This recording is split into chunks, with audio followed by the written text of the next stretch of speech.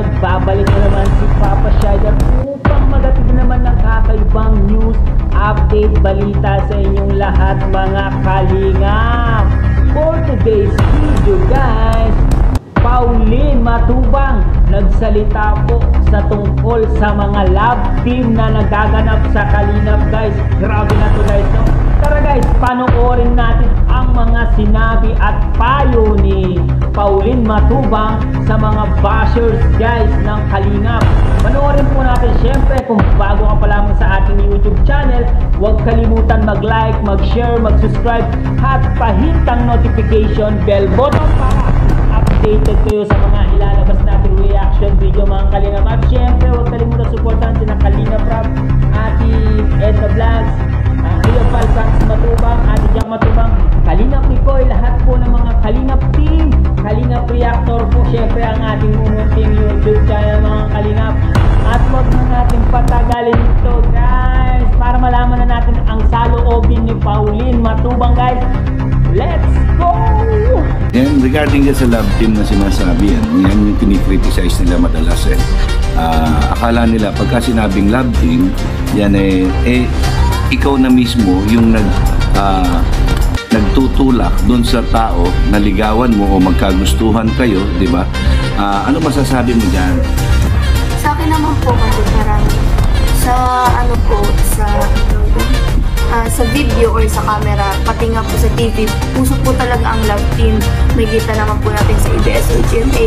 May mga love team din po na parang hindi naman dapat i-love team pero meron pa rin. And parang sa akin po kasi, hindi naman po kasi porkit pinag-partner sila, sila na talaga sa totoong buhay. Hindi naman po porkit sinabi ay nakalagay sa title ng video ay nagkaligawan na. Hindi naman po ibig sabihin na nagligawan na talaga kasi alam naman po natin baga sa YouTube, uso po ang clickbait. Ayan, syempre kailangan din natin ng title or thumbnail na makakapindot dun sa mga nanonood. Kaya po, yun, hindi naman po, para sa akin naman po yun, parang hindi rin naman po yun against sa will ng mga angels and may paalam po yun sa magulang. Tsaka kung sila man yung magkakatuluyan talaga sa end part ng serye, labas na ang Kalingap doon kasi personal na nilang feelings yan. So hindi naman natin pwedeng pangimasukan yung personal feelings ng mga angels or ng mga magsing lag team, di ba? Tawagin natin lag team. So ayun, salamat sa mga paliwanag mo. Sana malinawan yung mga nanonood, yung mga supporters, yung mga sponsors. Yan. Sana hindi sila magbago sa mga paniniwala nila na sa mga ginagawa ng Kalingap, ano? So tuloy-tuloy lang ang Kalingap, yan, lalo na ngayon meron na naman kaming ginagawang programa kasama si Kuya Bal at ng Team Kalingap, ang Kalingap Bayanihan. So ano masasabi mo dito sa Kalingap Bayanihan? Sa akin, yung Kalingap Bayanihan po para sa akin is isang magandang programa po na parang mas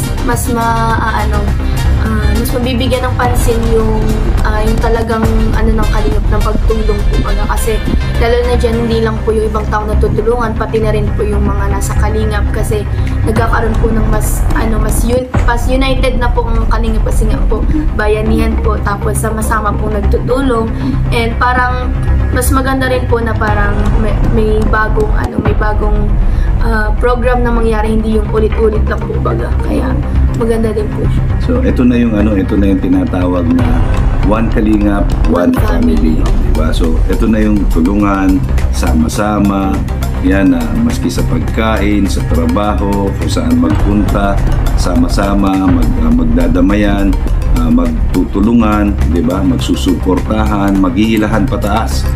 Ayan, diba? So sa mga anti-Kalingap, ano naman ang mga mapapayo mo sa kanila o pwede mong opinion mo, personal opinion mo?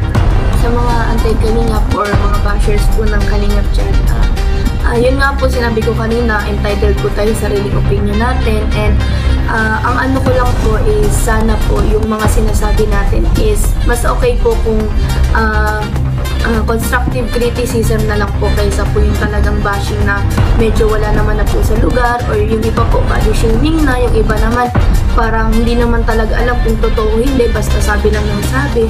Mas okay po, mas matatanggap po namin na ang sinasabi niyo po is yung talagang makaka-improve po sa Kalingap. And alam naman po natin ngayon na sobrang ano na po sa mental health po ngayon ng mga tao is very sensitive na po ang mga bata, and mostly po sa Kalingap is mga youth po baga, kaya mas okay po sana if hindi tayo basta-basta mong bash, kasi isipin na lang po natin kung sa inyo po namin sinabi yung mga ganong bagay, kung matutuwa ba kayo or hindi. So mag-isip po muna tayo na mabuti bago mag-type ng mga bashing.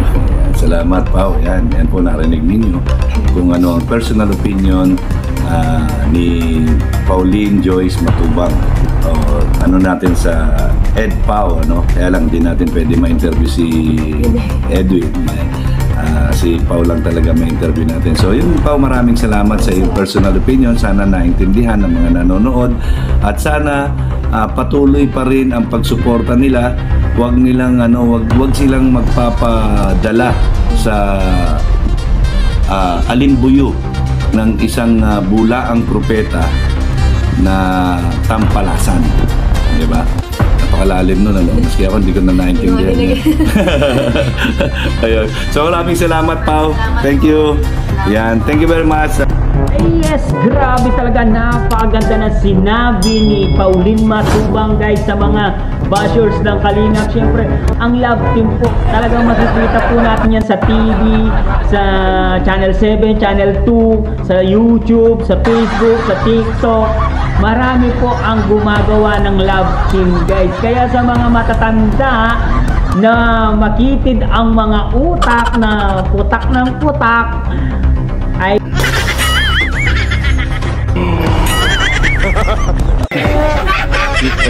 ay panoorin nyo po to. Si Pauline na po yung nagsasabi. Buti pa si Pauline, maganda ang mag-isip at maganda yung mga iniisip niya. Hindi tulad sa mga matatanda na wala naman talagang isip.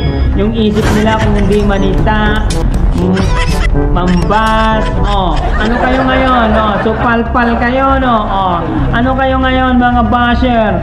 Sabi ko naman sa inyo, manood na lang kayo, kasi mga bashers kayo, inggit, tingin, nga.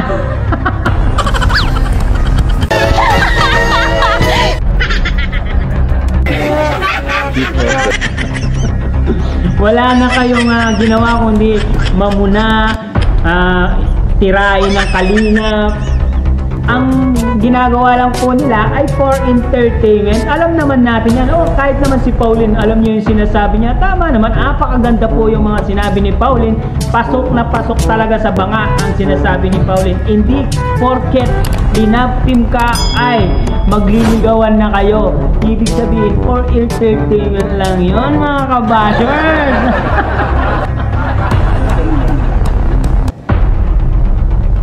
Dapat pala pangalan nyo, mga kabashers, no? Andito na lang po ang mga kabashers natin. Mag-ingay, mga kabashers!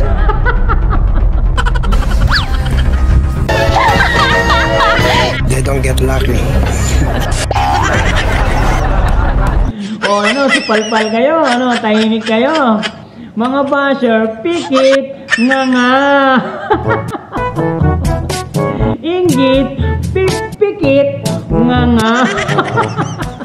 Natutuwa talaga ako sa mga bashers. Tama-tama po yung sinabi ni Pauline Matubang sa mga kanyang senaryo, sa mga kanyang explanation. Napakaganda, napakalupit. Talagang idol ko itong pagsasalita ni Pauline. Talagang direct to the point. At walang keme-keme. Talagang sinabi niya ang gusto niyang sabihin sa mga makikitid ng mga utak. Buti si Pauline, napakagaling magsalita. Yung mga basher, napakagaling mag-type. Tapos mali-mali pa yung mga spelling nyo.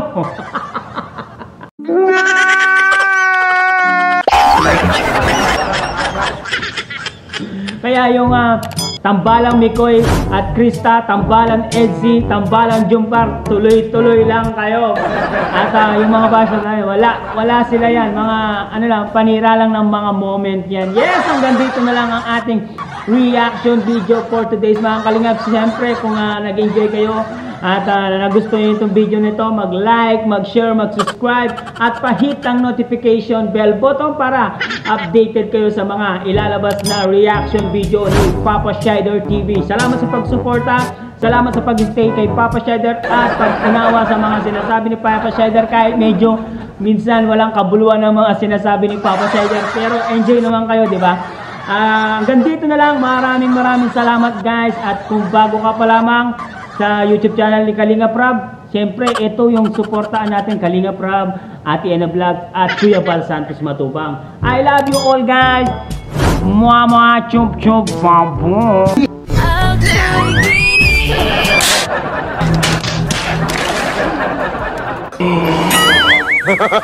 They don't get lucky.